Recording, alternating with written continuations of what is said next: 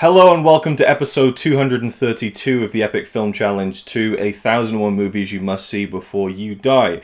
From 1936, A Day in the Country, directed by Jean Renoir, who is a very famous French director who I've heard of in name only, really. Haven't seen any of his other films.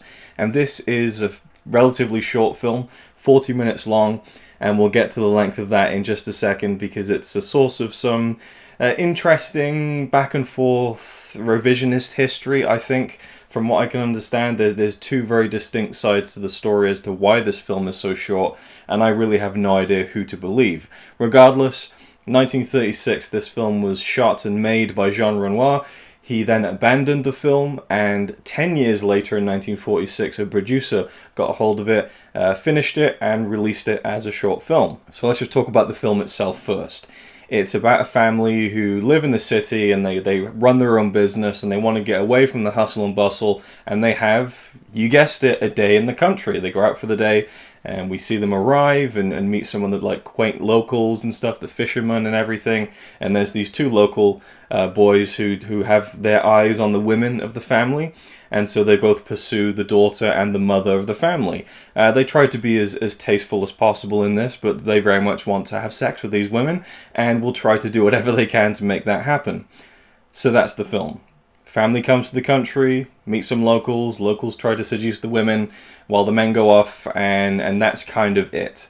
I thought the film was really good. I liked the way it was shot. Seeing the kind of countryside and stuff was very nice. And I thought the acting was very naturalistic and engaging as well.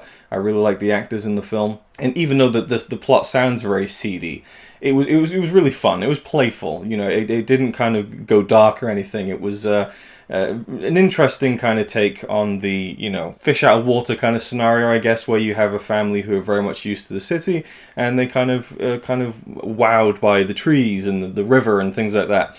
So there's a connecting with nature element of it as well. And then we have a rainstorm, which is apparently kind of written into the film because there are weather troubles during... Troubles?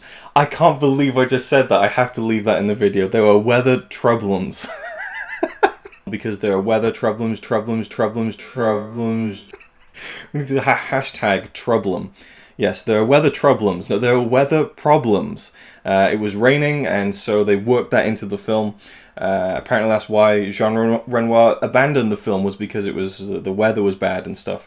Anyway, so it rains, there's a rainstorm, and then they go home, and then there's a coda at the end of the film where some of the characters see each other again in the same area many years later, and there's a title card that says, so-and-so character ended up doing this.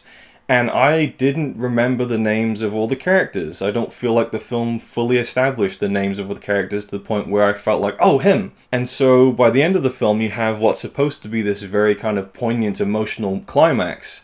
And I was like, well, why is this meaning anything if he's done that? And then I went, oh, and I realized what it was, but it was already too late. It kind of robbed me of the climax, basically, of the film. And anyway, it's a nice little final coda to the story and everything like that. But the fact that I didn't know all the characters by name, you know, by heart after a half an hour, kind of spoilt that a little bit. But then I don't know how much of this is from Jean Renoir himself. You know, he didn't finish the film. Now, I watched this on Filmstruck, and one of the special features was an introduction by Jean Renoir when he was an old man. And he is very proud of the film and everything, and he says that it was originally meant to be a short film. Even though the official, you know, kind of, the official trivia is that this was an abandoned film, an unfinished film that was, you know, completed by someone else. He says it was a short film from the get-go and that he had an idea to create an omnibus to kind of have an anthology movie where you would have 3 different short films, you know, 30 to 40 minutes each, all put together into a feature-length presentation shown at a cinema. That was his idea. He says, you know, these days everyone does it, but back then it was a little bit more different and fresh. That was what he wanted to do. Now, I don't know if that's because, you know, he was trying to make this film, there were why do I keep getting stuck on that? Weather problems. weather problems when making the film, and he abandoned it, went off to do other films and things like that. Then someone found the footage and went, "Oh, let's repurpose this. It's a Jean Renoir film. We can sell this." And then it got really good reviews. And then he's like, "Oh yes, that's what I intended from the get-go." Now, admittedly, I haven't researched this fully, so I don't really know.